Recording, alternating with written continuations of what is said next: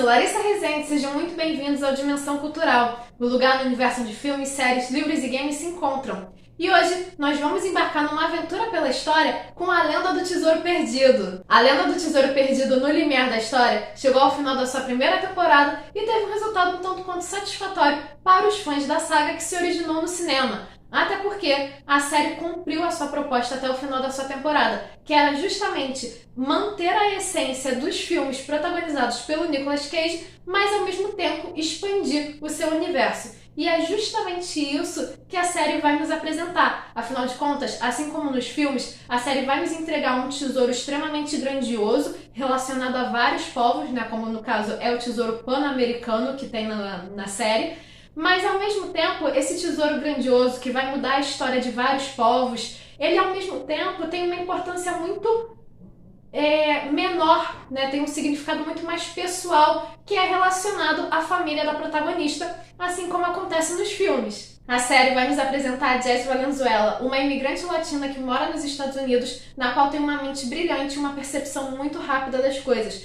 Ela, com certeza, por adorar resolver enigmas, teria um futuro brilhante em qualquer universidade americana. Mas ela abre mão disso justamente para cuidar da sua mãe quando ela esteve doente. Agora, ela tem que se virar em empregos que pagam um salário baixo para, ao lado dos seus amigos, conseguir pagar o aluguel. E em meio a esses problemas um tanto quanto comuns, ela se vê na perseguição de um tesouro pan-americano, um tesouro relacionado aos povos Inca, Maias e Astecas. E em meio a essa perseguição, obviamente, ela terá inimigos pela frente. Só pela proposta da série, a gente já pode ver que a história vai entregar o mesmo ritmo dos filmes originais. Afinal de contas, aqui, assim como nos filmes, o tesouro pan-americano não existe, né? Uma lenda aí criada justamente para movimentar a narrativa. Afinal de contas, dentro da nossa história, Incas, Maias e Astecas nunca se relacionaram. Mas, ao mesmo tempo, eles vão utilizar esse tesouro fictício para explorar fatos verdadeiros da história americana. Isso é extremamente interessante. Mas, além disso, a série também vai ter uma visão um tanto quanto mais madura em relação à nossa história. Mais madura no sentido de crítica. Lá nos filmes, eles vão falar de grandes homens que ajudaram a fundar um país, né? Homens esses que tiveram uma participação muito importante, deixaram seus nomes na história e que é uma honra viver no mesmo país que eles. Óbvio, esses homens foram extremamente grandes, foram extremamente importantes para a história, mas eles tiveram uma visão muito mais positiva, né? Eles tiveram ações muito mais positivas em relação aos colonos que estavam ao lado deles construindo o país. Já os povos nativos não enxergavam dessa forma, né? Na verdade, os povos nativos sofreram bastante na mão desses colonos. E a série vai tratar justamente disso. Vai ter essa consciência do sofrimento dos nativos em relação à colonização e, além disso, vai mostrar que os nativos, independente de todo esse sofrimento, independente desses colonos tentarem apagar a cultura dos nativos, os nativos tiveram uma participação extremamente importante, fundamental para a formação daquele povo. E isso por si só essa consciência já faz com que a série fique bem melhor, né? Na verdade, traz até uma visão atual, pois a sociedade está cada vez mais crítica em relação às histórias. Não só a nossa história, mas também em relação a tudo que acontece no mundo, o que a gente já pode observar pela personalidade dos nossos personagens aqui da série. Além da série inovar, trazendo uma protagonista latina e caçadora de tesouros da vez, a Jess vai contar com um grupo muito diversificado de amigos, um grupo esse que vai trazer justamente um equilíbrio entre o humor e a seriedade, já que nós teremos personagens extremamente engraçados, personagens apaixonados pela protagonista, ou até mesmo uma personagem, uma melhor amiga que é muito sabichona, saca muito de computador, de programação, a ponto de hackear até mesmo o FBI. Parece um tanto quanto forçado que jovens tenham esse conhecimento tão grande, mas não é nada que o Riley, o amigo do Ben nos filmes, não sabia fazer. Então a gente não pode dizer que é tão forçado assim, afinal de contas, a série está se inspirando na sua obra original. Esse maior grupo de pessoas correndo atrás do tesouro veio justamente para passar a mensagem de que o trabalho em equipe é essencial. Independente do peso da responsabilidade e da obrigação que a personagem tem, o trabalho em equipe é crucial para ela conseguir chegar ao seu sucesso. Até porque sem o apoio dos amigos seja um apoio emocional ou um apoio ali físico na hora do aperto mesmo, ela não conseguiria realizar o seu sonho, realizar a sua busca. Além disso, não fica só a cargo dos amigos, pois a gente também tem agentes do FBI trabalhando nisso, assim como ocorreu no filme. E é muito bonitinho, na verdade, toda a ideia da agente Royce, né, tentando se redimir, tentando salvar a sua carreira e, ao mesmo tempo, acreditando em um grupo de jovens em meio às provas completamente opostas. Sem falar que a agente Royce já mostra aí, já cria assim, né, já faz um casal com o Dr. Zeke, que é um médico legista também. Mas não é só de personagens novos que a série vive, nós tivemos aí umas participações especiais referentes aos filmes também, como o agente Peter Sedusky, que é o agente do FBI que corre atrás do Ben nos filmes. É ele que vai dar o gancho aí pra Jess correr atrás do seu próprio tesouro. Ou seja, é esse personagem em si que faz essa participação no início da temporada que liga tanto os filmes com a nova série. Além disso, nós também tivemos em um dos episódios a participação do Riley, né, o amigo do Ben, que vai ajudar aí a Jess a resolver um determinado enigma. E é muito legal porque além de trazer essa aproximação maior entre esses dois grupos de personagens tão diferentes, o Riley, ele também vai dar um gancho aí pro público, vai mostrar um pouco pro público como o Ben está vivendo após a sua caça do tesouro, né? Vai ter uma interação, tudo bem que por telefone, o Ben ele não aparece nessa temporada, a gente até espera que tenha, quem sabe assim, mais pra frente. Aí a gente tem uma participação especial do Nicolas Cage, mas só dessa interação de telefone, o Riley já consegue entregar para o público algo sobre a vida do Ben. Um outro ponto extremamente positivo em relação à série é como eles vão unir diferentes personagens históricos no mesmo universo relacionados a um mesmo tesouro.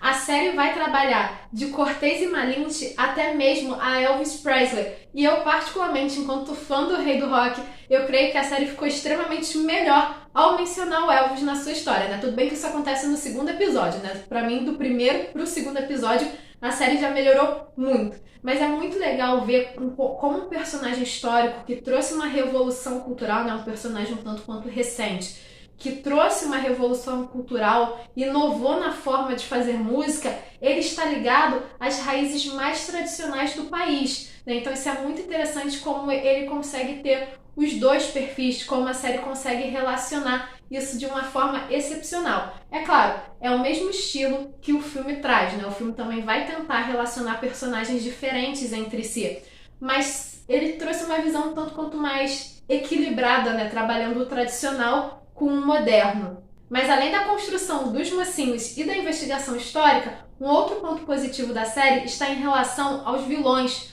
Os vilões aqui trazem uma interação extremamente interessante, principalmente a vilã interpretada pela Catherine Zeta-Jones, que tem o talento de unir o tradicional, o clássico, com o moderno, né, com o mais desenvolvido. Afinal de contas, ela é uma caçadora de tesouros, na qual, ao mesmo tempo que ela investiga e sabe muito sobre o passado, ela é conhecida como a rainha dos bitcoins, ou seja, o cenário, o contexto é cada vez mais moderno, justamente para se aproximar do público, né, para o público identificar o mundo onde a gente vive.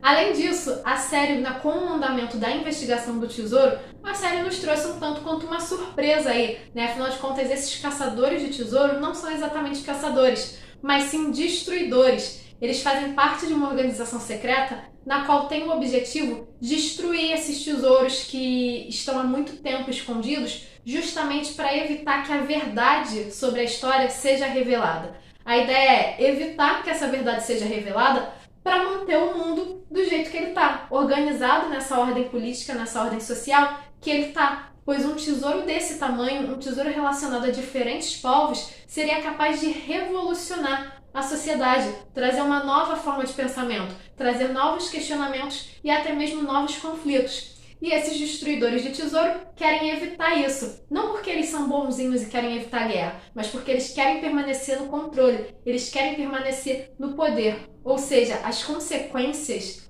para a destruição, para a não descoberta desses tesouros, eram muito mais grandiosas do que pareciam. E essa mensagem acaba sendo entregue justamente pela Catherine Zeta-Jones ao concluir a sua descoberta, ao concluir o seu raciocínio para Jess, quando ela fala nada é mais perigoso do que a verdade.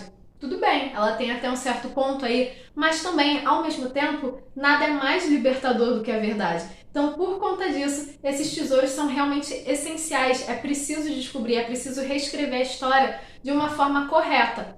Mas além do personagem dela, né, a gente descobriu aí no final da temporada quem era o infame Salazar, que foi um tanto quanto um pouco surpreendente, assim, para assim dizer, né?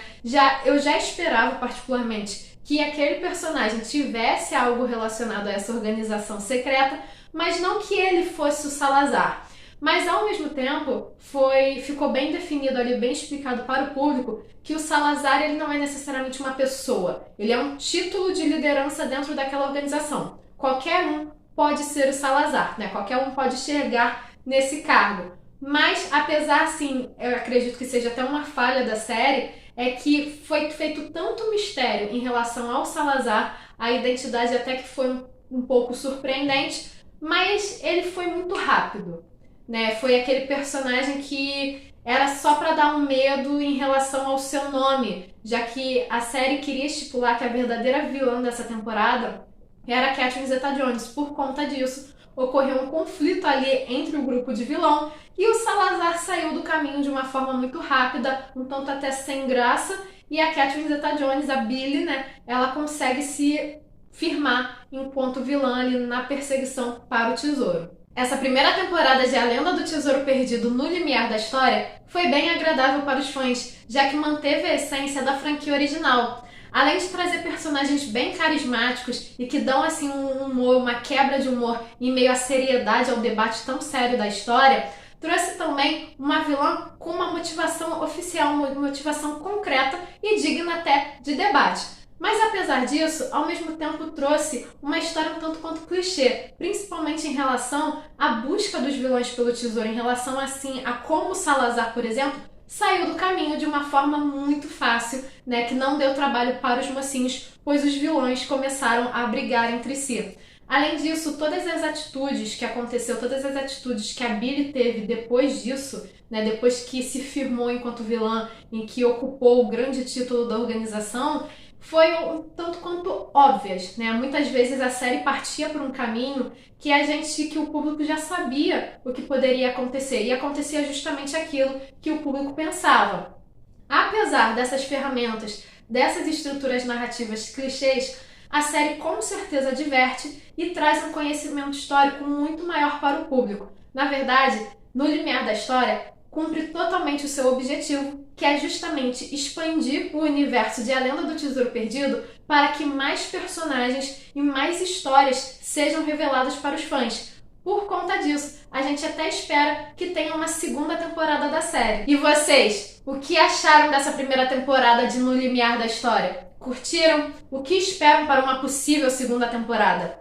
Deixe a opinião de vocês aqui nos comentários e não se esqueça de curtir esse vídeo e de se inscrever no canal para continuar acompanhando as nossas aventuras. Nos vemos na próxima!